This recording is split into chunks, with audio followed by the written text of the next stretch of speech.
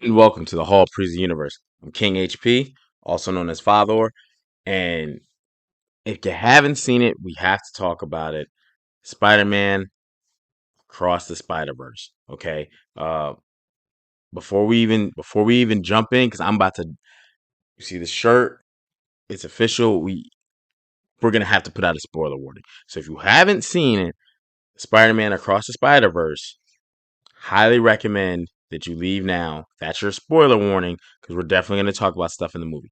And if you haven't seen the first one, Spider-Man Into the Spider-Verse, I recommend you leave too, because probably going to talk about we're going to have to talk about things that happen there too. So if you don't want spoilers, that's not for you. Then you're going to have to come back after you see those movies, specifically the second one more so, but and then join us later, okay? But now, can we kick this off? First of all, let's talk about the movie.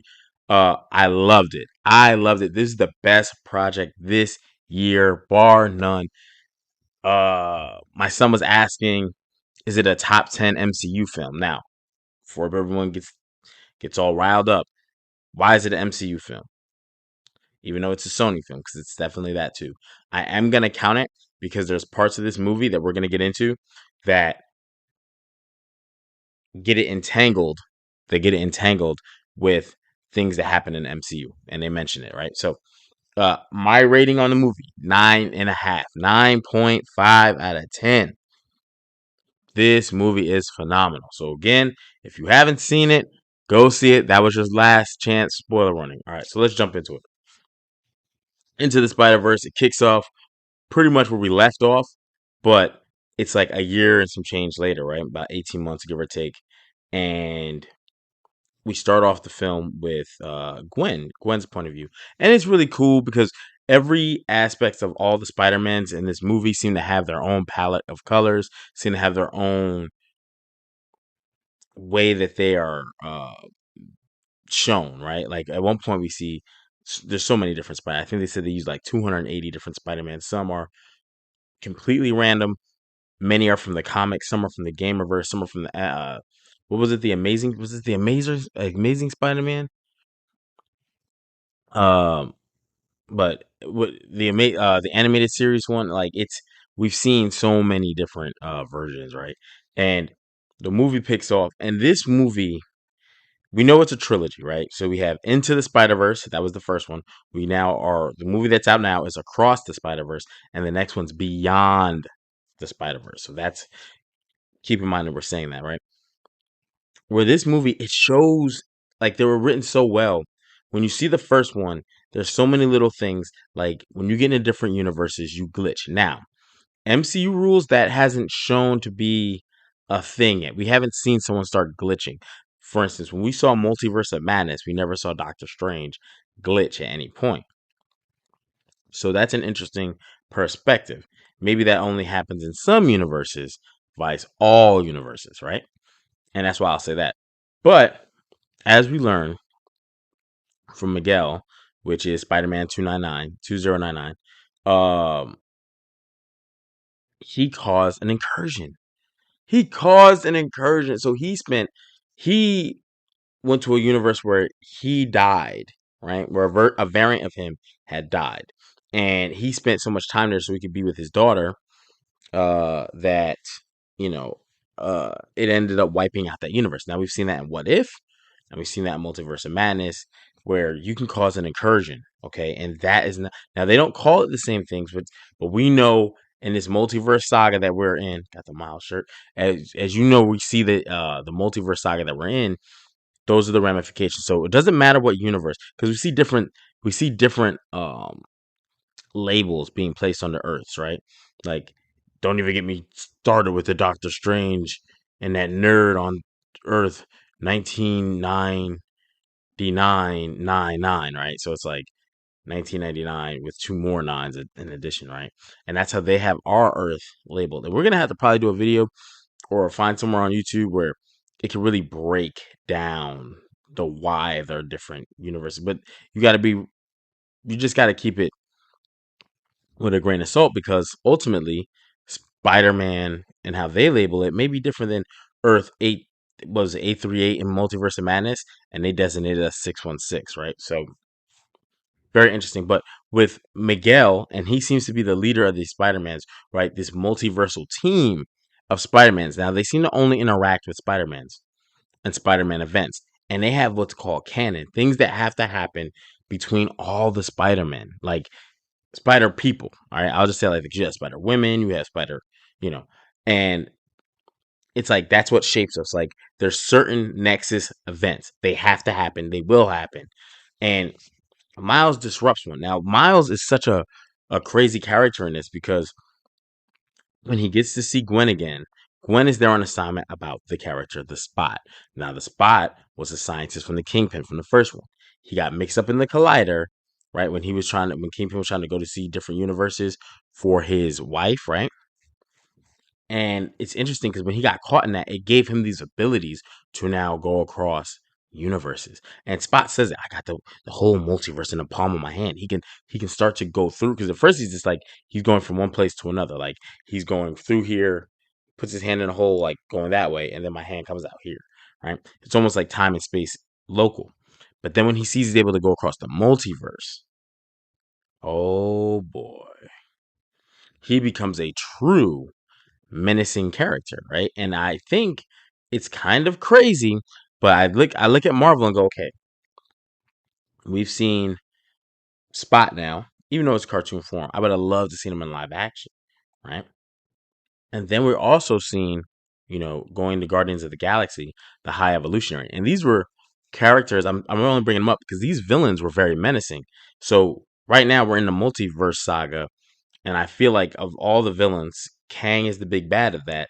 He's not as menacing as what we've seen so far with the Guardians movie, and then now, um, with the Across the Spider-Verse movie with Spot, because Spot is like at first he comes off so comedic. He's trying to tell Miles, "I'm your arch nemesis. I'm your," and Miles is like not even paying any attention. He's like, "You're just a local villain of the week," and Spot is getting ticked off by that stuff. But what he comes to find out, right, as Gwen comes there and he thinks she's there for him, she's actually there to track Spot because he's causing these anomalies in these other universes, and that is a problem for Spider-Man because then you have these incursions happening. So this multiversal team of Spider-Man set out to stop them, and Gwen is sent there for him. Now, we also learned a lot about Gwen and her backstory. See, on her world, since she's the Spider Woman, and they refer to her as Spider Woman, not Spider Gwen, but that just makes the most sense. Don't be mad. Oh, that's not comic canon. That's not.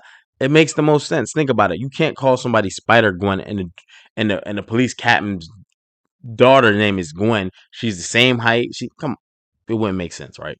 So maybe to like Miles, they might, he calls her Gwen and stuff, and typically she'd be called Spider Gwen, but in the movie, they refer to her as Spider Woman, right? And pretty much all of them, like uh Jessica is also referred to as Spider Woman, so and she's pregnant, but it's just a thing you have to do, right, for identity's sake. So anyway, with her story on her world, Peter Parker became the Lizard.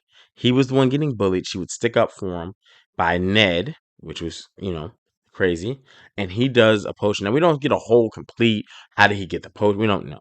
But he was the Lizard. And in the ruckus of their fight, Peter gets killed, turning back into form. Her dad, who's the police captain, sees this, thinks that Spider Gwen, Spider Woman, has killed Peter Parker. So he's always on the hunt for the killer of Peter Parker, Spider Gwen, right? J. Jonah Jameson's out there. Spider Woman's a menace, right? And you get that whole effect. So that's her backstory, right? She lost her Peter Parker, and what we learn is these events, the next events or Nexus events that canonize all these Spider-Mans is their police chief dying. So here's where it gets crazy, right? Miles, who's now followed Gwen back to the headquarters, he wanted to be cool. He starts to find out about this. And he's like, wait a second, my dad just got promoted to the police captain. Miguel shows him all the canons of Spider-Man. And in that, you see Andrew Garfield's Spider-Man holding Gwen's dad. They even say they start talking about canon stuff, and they start showing you Tobey Maguire and all the other Spider-Mans, like from the comic book and all the. They start showing you when Ben dies, Uncle Ben is just a part of everybody's story. This has to happen. Even Peter B. Parker trying to explain that to him, like if Uncle Ben didn't happen, then this doesn't happen, right? And Miles has a hard time grasping this. And then they start to get perturbed by this, and they explain to Miles the way it was explained to him from Spot. You're a mistake. Miles, let me break something down to you. The spider that bit you wasn't from your universe. What? How did that happen? When that collider went off and Spot, boom, somehow by accident, a hole had opened, and that spider that was supposed to bite someone in that universe, Earth 4-2, slips through a hole, ends up on Miles' planet, and ends up biting Miles. Now, here's how things unfold, right? And if go back and watch Into the Spider-Verse, right? When Peter Parker first meets Miles, his spider sense goes off. Why? Because Miles is supposed to be the Prowler. Yeah. On that universe, Miles is supposed to be the Prowler. It gets deeper, right? So when they show this, Miles is really upset by it. Like, what? I'm not, what? Because the spider bit you and you're trying to like do stuff with your powers, Peter Parker of your universe helps you. And because of that, he ended up getting killed. So that was never supposed to happen. Just think about that. So Peter Parker started to help this guy with his abilities. Now, when you go back to Into the Spider-Verse, you will see that when Peter Parker first views him, because this is what I love about the cartoon effect. Miles, when he first views Miles' colors, his spider sense is going off. He's looking at Miles. Look at the colors. They're the Prowler's colors. And then they change to red and blue, which are Spider-Man's colors. So, and then his spider sense stops tripping, right? So Miles is like in awe of this. You ended up causing an event. Now you're the only Spider-Man on your planet because basically you got yours killed. So wild, right? But the problem with that is you left a planet without a Spider-Man. So let's fast forward, right? He puts this on. Miles is very sharp too. He's very adept academically, just like Peter Parker was. And so he's a very good fitting Spider-Man. He just has different abilities. So essentially, the spider from Earth 4-2 that bit him probably was slightly different in alteration because he has the invisibility and he has the lightning.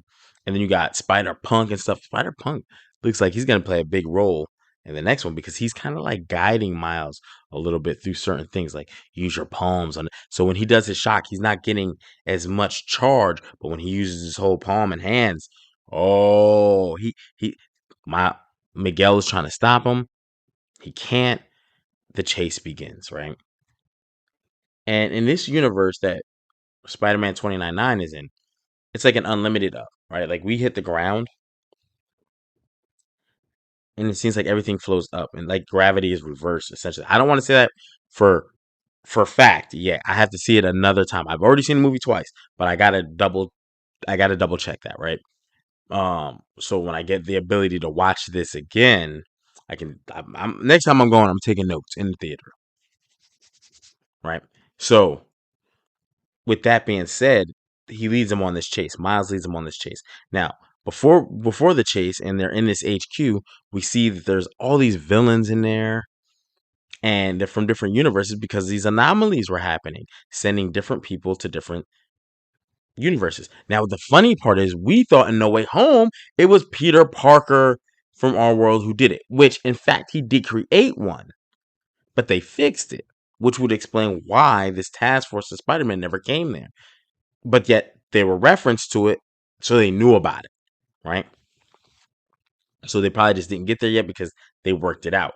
But we see Donald Glover, and when we see him, he becomes the Prowler. Now we've seen him in Spider-Man Homecoming, and he said his nephew.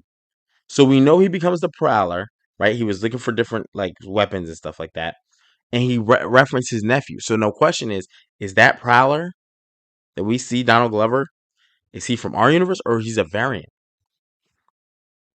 We don't know. But that just lets you know when he mentions his nephew in Spider-Man Homecoming, there's a Spider-Man there. And so, well, there's a Miles there. So, and even in the deleted scene, he actually uses the name Miles. So we can go back to Spider-Man Homecoming and watch that. And now it's just so crazy because now you're like, okay, um, if Miles is gonna become Spider-Man or he's gonna become the Prowler, it depends on what happens in your universe. So Miles leads these guys on a chase, right? All these different Spider-Man, they're trying to stop him. And one thing they were showing him was they have a machine that's basically like a spider that will spin a web, and it can send these people back. But it's based on your DNA to show the machine where it sends you, right? So it'll send you back to your universe based on your DNA. That's how it can figure out, okay, so it doesn't send you to the wrong universe, right? Man, Miles is so smart, but he didn't think about what was being said. He didn't think about it. So all that stuff Miguel was telling him about, you got bit by a spider that was not from your universe, plays the role. That's like one of the strongest lines in the movie that's kind of like low key, right? Because after the chase where Spider-Man leads all these Spider-Man out of the building, he goes back into the building. Because when he finds out his dad is supposed to die, he ain't trying to hear it. And he was like, I can change it. I'm Spider-Man. He's fighting with these people. They don't want to let him. They don't want to let him. You can't do that because then you can cause an anomaly. Now, one thing about these anomalies, these incursions, they seem to have the ability to stop. It takes a lot because Jessica Drew came with a team of Spider-Mans, and they had these machines and this stuff where they put when the incursion first starts, they're able to trap it because the Spider-Man from I can't even. There's a Spider-Man where the dude had to choose between his girl and the girl's dad, who was a police captain. And Miles saved the police captain. He wasn't supposed to. Gwen was trying to stop him, but she did such a weak job. She didn't tell him no.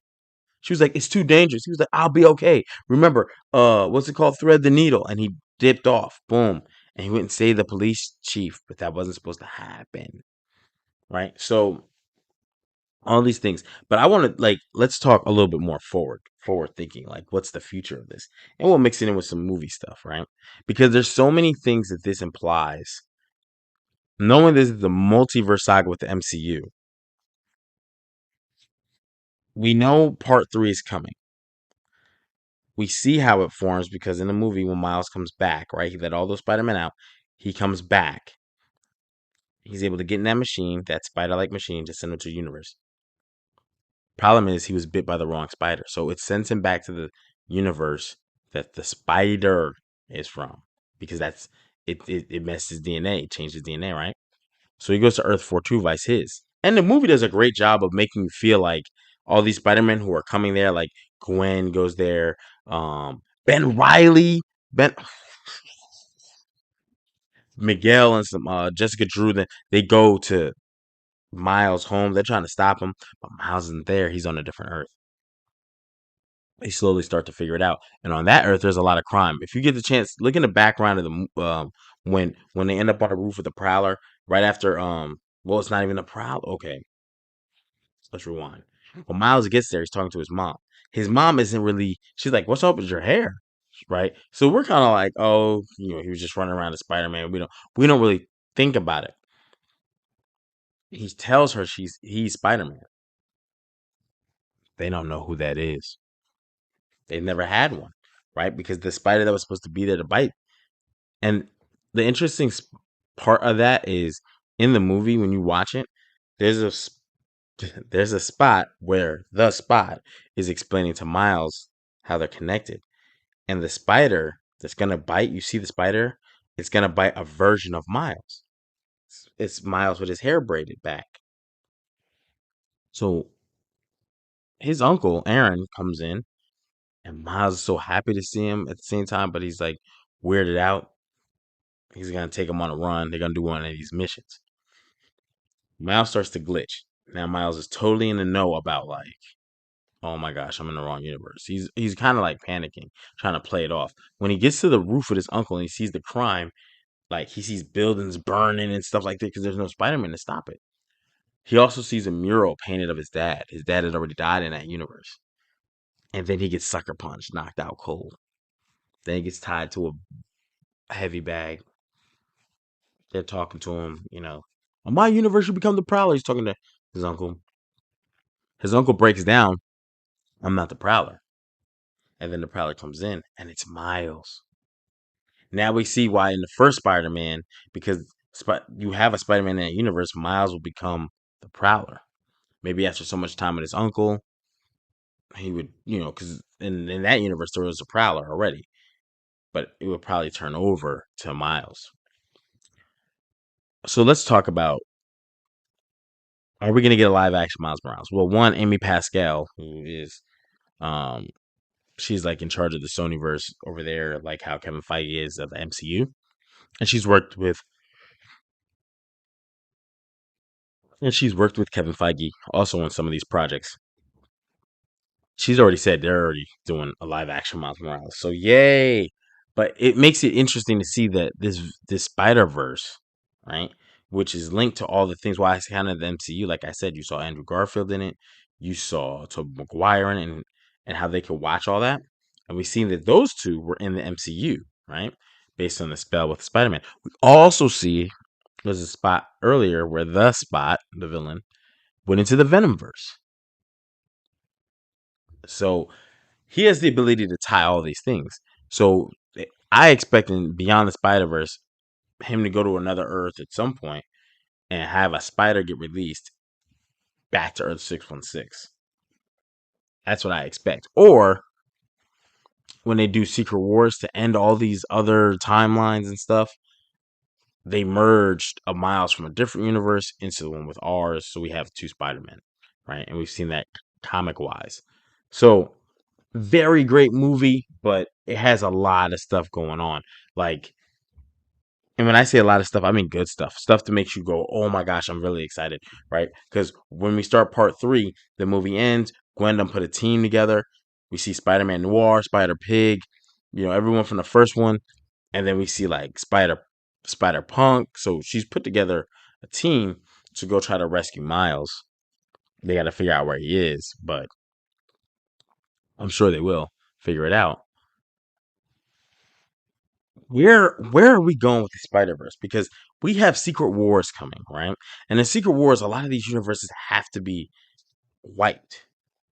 At least that's how it was comically, right? Like, so are we going to get a Spider Man and a Miles? And is that going to come as the end credit scene of the next movie? Are we going to get a spider that gets dropped into Earth 616? Or maybe that doesn't happen, but we get a live action version of Miles where he comes out and he like shakes hands, or I don't know, but I'm pretty sure we are because it's beyond the Spider Verse, right? So that means they're gonna leave from the Spider Verse, and I feel like going live action is the best thing when you incorporated live action with Miss Chin, right? She was the one who owned the store in Venom, where Venom would go in and get his Eddie Brock would go in and get his newspaper and stuff, right? And she wasn't even phased by seeing Spot come through, and yeah. And then we see the Uncle Ben with Tobey Maguire, and then we see the police captain Gwen's father with Andrew Garfield. Now, they never show us Tom Holland. They just reference. Don't get me started with Doctor Strange and that little nerd on Earth. So, us seeing all that stuff, it's like, okay, where do we put, where's the next, right? So, this is my theory of what's going to happen. We're going to get beyond the Spider Verse. They're going to give us a Miles Morales. What I think, Spot's going to open a hole for another spider to come to Earth 616, because I feel like they're going to want that, especially going into Secret Wars. If not, they're going to have to take their live action Miles from whatever Earth. And when you have this battle of the different worlds and universes in Secret Wars to combine it to one, that's how I would get him. But what's going on with this Spider-Verse with the Rogue Gallery? You have Craven the Hunter coming. I'm pretty sure they said, I keep hearing rumors, teaser trailer coming soon. Teaser trailer coming soon. And that's going to be phenomenal with Aaron Tyler Johnson, right? The dude who played Quicksilver in the Avengers Age of Ultron. We've already had the Morbius movie. We've already had 2 Venom movies. But we have no Spider-Man for that universe. Now, it would be kind of weird to see Miles, right, fight these specific Spider-Man. Even though Miles is Spider-Man, Miles has different villains. Like, he has Armadillo, he has the Spot, right? So I don't know if they're going to use the Miles for this rogue gallery of Spider-Man villains. Vulture's over there. And remember, in the Sony movie, they reference at the end of that Morbius movie where Vulture meets up with Morbius and is like, we should form a team. It's like that same purple crack in the sky that was happening from No Way Home, as if No Way Home was the reason that the Vulture ended up in that universe. So a lot of confusing stuff.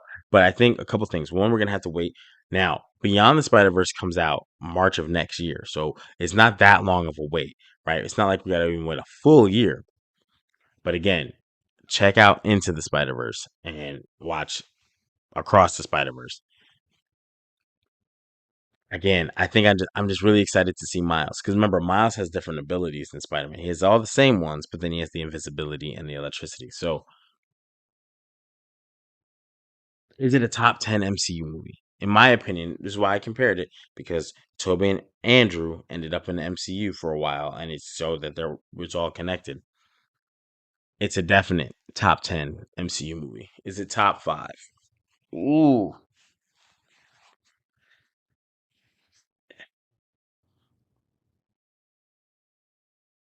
it's close. If it's not in the top 5, it's number 6. It just depends on preference a little bit because if you're a person that likes a lot of team up movies, even though this is a team up movie, you have multiple Spider-Man. I like team up movies with Infinity War is always going to be my number one for the most part. Like Thanos won, you know what I'm saying? Like the good guys cannot overcome, and a lot of screen time is divided amongst a lot of different characters, right? The urgency was there, and the movie moved at a pace that was very fast. But I will say this: if I do have it in my top 5, it's number 5. Maybe number 4. Maybe even number 4. But it's somewhere in that 4 through 6 range. Easy. It's definitely a great movie. It's just so much stuff to expect. There is no end credit scenes, so we'll see what happens at Beyond the Spider Verse when that releases next year. Do we finally get end credit scene? Because it would make no sense. You have a second part. We're gonna end credit, so you'll probably be ruining part of the movie. But that's my 2 cents on the movie. I do want to see what's going to come up. We have some movies. We have some movies. We have some more videos that are coming out. Coming out. We're going to talk about this because this is too much to talk about on just one video. Um, it's a lot to talk about in one video, and when you see the movie, you're going to see what I'm talking about. But that's it for now. Hope that you all have a great enjoy the weekend. And again, Across the Spider Verse in theaters now, and here in like 12 days, we're gonna have the Flash movie. So June is a big month. But until next time, remember click the like, hit the subscribe, turn your notifications on, share the video. Until next time, peace. Have a good one.